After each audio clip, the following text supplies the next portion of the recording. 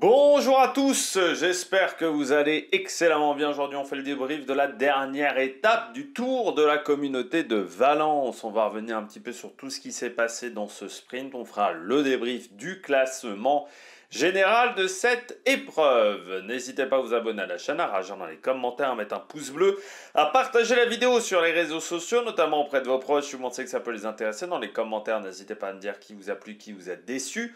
Quand vous vous abonnez à la chaîne, vous pouvez rajouter la petite cloche, comme ça vous êtes au courant des dernières vidéos qui sortent, notamment des vidéos cyclisme. Si vous avez les moyens et que vous voulez soutenir mon travail, vous pouvez faire un super thanks. Je remercie les gens qui le font, ça se passe dans les commentaires. Vous pouvez également rajouter la petite cloche et puis cliquer rapidement sur les notifications sur les vidéos dès que vous voyez leur sortie. On commence avec ce tour de la communauté de Valence déjà par une information. On les enchaîne, les conneries de la part des organisateurs et de la mauvaise gestion des courses. On a eu le Alula Tour, on a eu Bessèges, et bien on a aussi le Tour de la communauté de Valence. On avait déjà parlé des motos à l'arrivée de la première étape, enfin de la deuxième étape, pardon, où il y avait des gros problèmes. On aurait pu parler également de la réalisation du contre-la-montre, on aurait pu parler également des problèmes de chronométrage, et il y a eu également une chute provoquée par une moto de course. La chute d'un coureur de la Wagner Bazin, Tom Portsmouth, qui bien souffre d'une blessure ligamentaire au niveau de la clavicule, fracture donc de la clavicule, comme j'ai envie de dire Maxime Van Gils. Ça a fait beaucoup moins parler que Maxime Van Gils. Du côté de la Wagner Bazin, peut-être aussi parce que c'est un coureur qui est moins connu, et je pense que c'est la raison principale d'une plus petite équipe. Mais voilà, un problème là aussi de moto, de gestion de course. Alors là, l'UCI n'a pas ouvert d'enquête. Mais encore une fois, c'est inadmissible. Encore une fois, c'est inadmissible. J'en parlais un petit peu, mais j'ai vu 6-7 courses depuis le début de saison. Déjà 3 problèmes d'organisation. Enfin, 3 courses où il y a eu des soucis d'organisation. Ça fait beaucoup quand même. 50%. Je sais pas si on se rend compte, hein, mais 50%. Quand je gueule sur l'étoile de Bessèges, certains m'ont dit oui, c'est pas, t'es méchant, t'es méchant, t'es méchant. Je suis pas méchant. Ou certains ont dit oui, les coureurs, fallait qu'ils continuent, c'est un manque de respect envers les organisateurs. Là, les coureurs, ils ont continué. On en a parlé de Tom Portsmouth? Non. Voilà.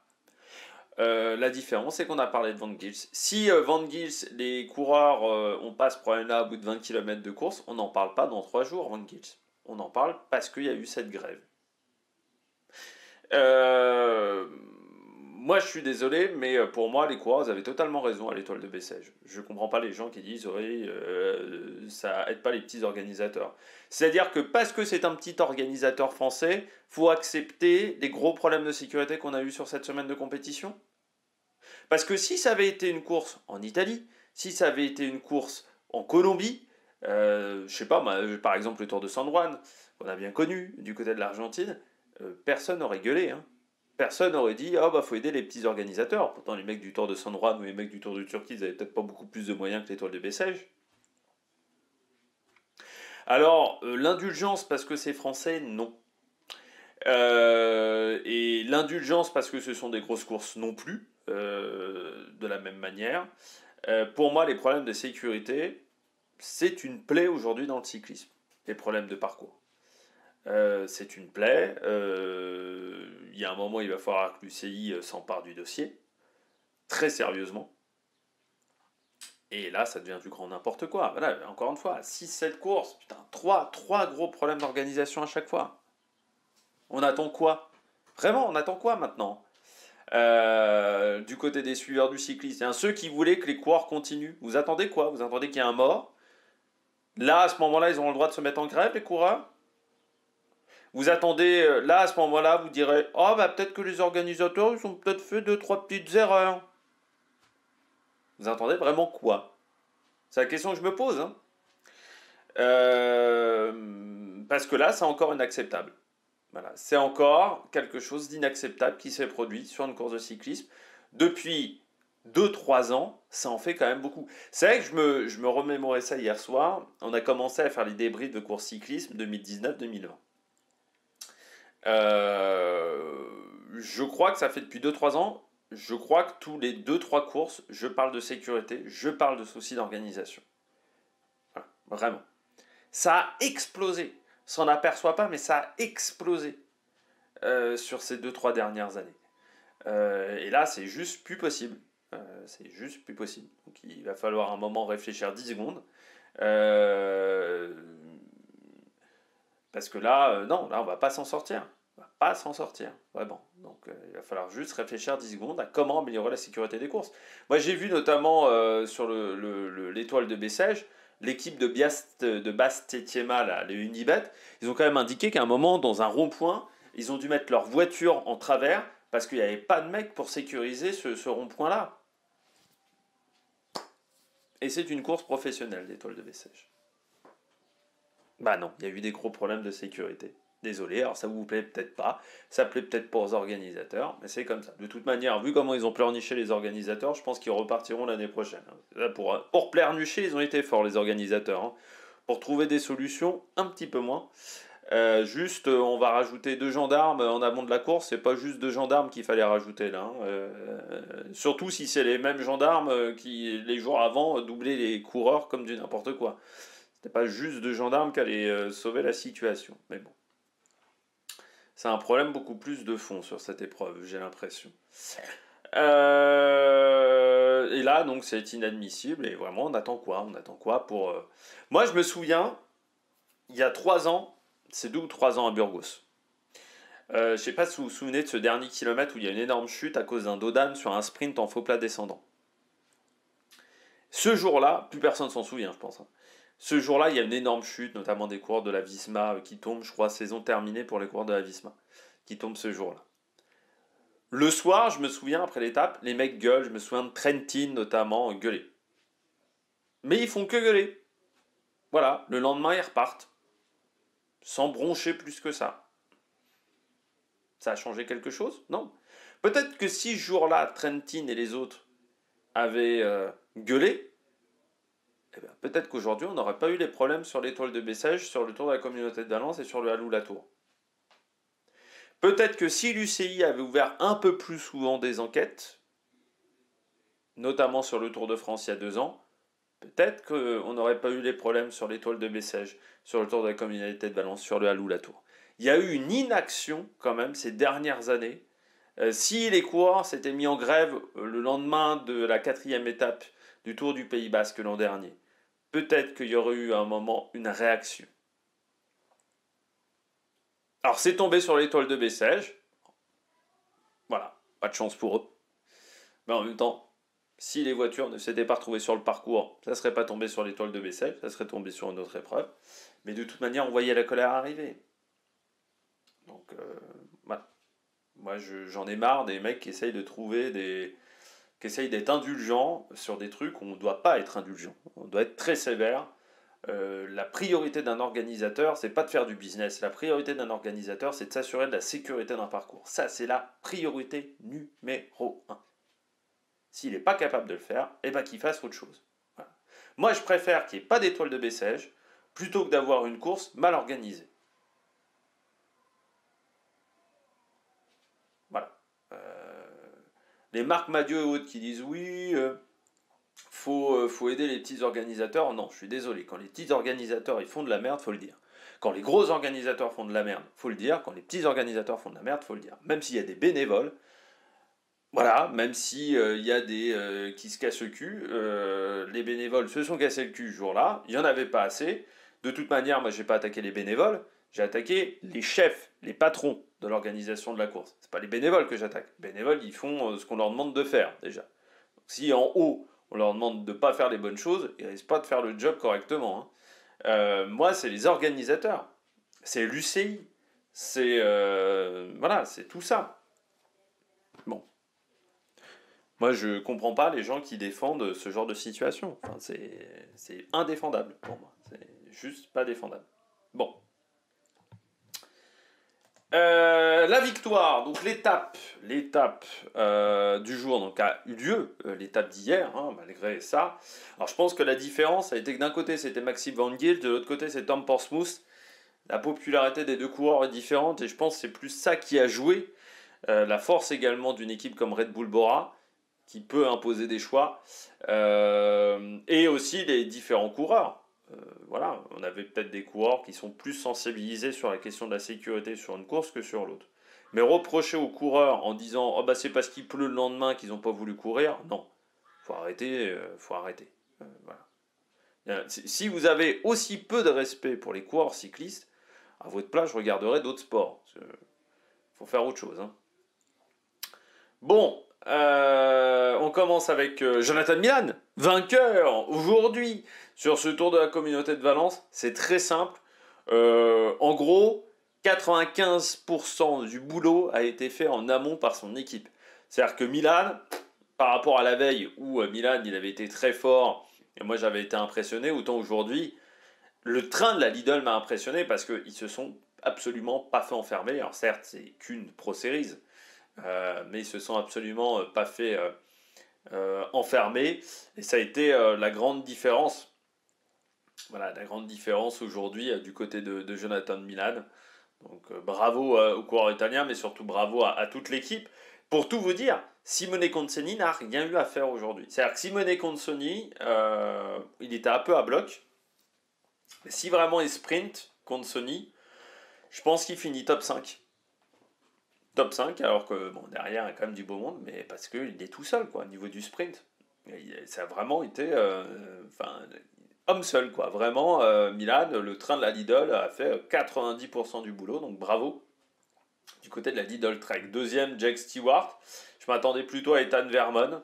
Alors on voit que les deux ont sprinté. Hein. Vermon fait 7, Stewart fait 2. Ils sont sortis un peu tard, pour moi, du côté de la Israël. Pour moi, je m'étais dit, c'était pas Ethan Vernon, parce que pour moi, Ethan Vernon n'avait pas de tatouage autant sur les bras. Et c'est vrai que j'avais oublié qu'il y ait Jake Stewart. Parce que j'ai vu un grand gabarit, et c'est vrai que je me suis dit, c'est Ethan Vernon. C'est pas Ethan Vernon, mais c'était pas Sheehan non plus. Ça, j'étais sûr que c'était pas Sheehan. Je me disais, ouais, mais Vernon, il a pas de tatouage sur les bras. C'était ça qui me perturbait. Donc c'était Jake Stewart qui s'est imposé aujourd'hui du côté, enfin qui a fait la deuxième place pardon du côté de l'Israël. Ouais, ils font en fait ils sont devant un peu tard quoi. Ils ont mis beaucoup de temps à trouver l'ouverture. Ils se sont beaucoup bagarrés avant de trouver l'ouverture du côté de l'Israël. C'est vrai que ça a été un peu la bagarre. Et ensuite ils arrivent à trouver l'ouverture, mais vraiment ça a été un peu léger quoi. C'était un peu court. Voilà sur la fin. Leonardi. C'est dommage qu'il avait que Maestri pour l'aider dans le final. Alors les deux ont fait un très beau travail hein, du côté de la Polti Visite Malta. Mais Leonardi, il manque un peu de monde, ce qui fait qu'il est un peu bousculé. Alors il prend la bonne roue. Assez vite, il arrive à prendre la roue de Milan. Il s'est même bien bagarré pour garder cette roue-là, parce que Tyson a voulu la prendre, notamment. Mais il a bien réussi à la prendre aujourd'hui, la roue. Il manque pas grand chose, voilà, du côté de Leonardi. Pour faire plus, je pense que vraiment le fait de s'être vraiment énormément bagarré en amont, ça n'a pas aidé du côté du coureur italien, mais je trouve que c'est un bon premier sprint pour lui, parce que c'est vrai que c'est des coureurs qui pendant toute la semaine ont un peu mangé leur pain noir avant d'attendre le premier sprint. Et je trouve que là, ça n'a pas été mauvais du côté de Leonardi. Et puis Garvin Tyson, un peu décevant, mais c'était assez décousu le train de la Intermarché. On a eu un moment Adrien Petit, maintenant qui est souvent à 2-3 km de l'arrivée. Adrien Petit n'est plus forcément dans les derniers à lancer les sprints, mais c'était assez décousu, je trouve. Du côté de cette formation, on n'arrivait pas à avoir un train bien en place, comme trop souvent aussi, hein, du côté de l'Intermarché. C'est une équipe qui a tendance à avoir des soucis au niveau de ses trains. C'est vrai qu'à part Guillermet sur le dernier Tour de France, mais souvent c'est une équipe qui n'est pas en place au niveau des trains. Et je trouve que là, du côté de Garmin Tyson, ouais, il est quatrième, mais en gros, il est quatrième sur 4 des derniers gros sprinters, quoi. Parce qu'après, derrière, ce ne sont pas forcément des grands noms du peloton international. Donc ça, c'est pas exceptionnel du côté du coureur belge. Et puis, Bézara Tegui, qui prend 3 points UCI pour Aouche Katel. Ça, c'est pas mal hein, pour l'équipe basque de prendre des petits points. Et puis St. James, Vermon, Fernandez du côté de Kiran Pharma. Et puis Macias, qu'on avait déjà vu à Palma de Majorque, hein, le coureur de la Petrolife. Je crois qu'il avait déjà fait 10e, le Mexicain, sur cette épreuve. Et ça fait du bien de revoir des Mexicains, parce qu'on a connu des Mexicains fin des années 90, début des années 2000, dans le cyclisme international, notamment en première division. Ils avaient un peu disparu, donc ça fait du bien d'en revoir. Et puis Lambrecht, tiens, on parlait de la Wagner-Bazin, qui prend la 10e place. Déception pour Rory Tozant, l'ancien champion d'Irlande du côté de la Q36, qui là aussi était trop loin au moment de lancer son sprint. Donc petite déception pour lui, parce que ouais, pas dans le top 10 sur un sprint comme ça. Normalement, à une époque, il était capable de faire mieux.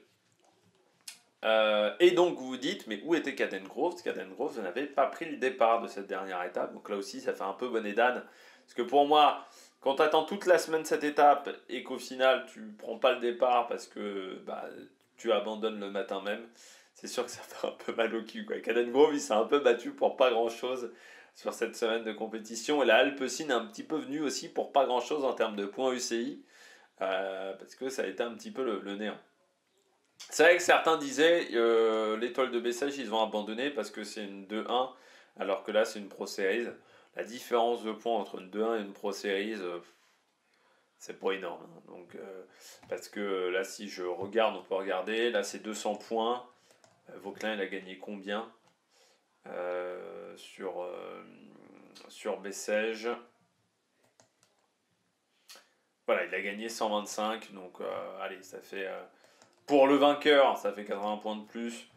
Mais en gros, ça fait pas si énorme que ça en termes de différence de points, je trouve.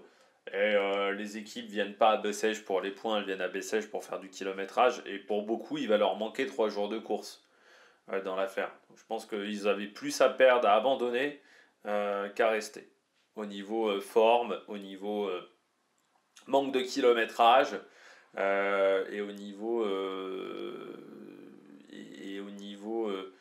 point UCI, la différence, voilà.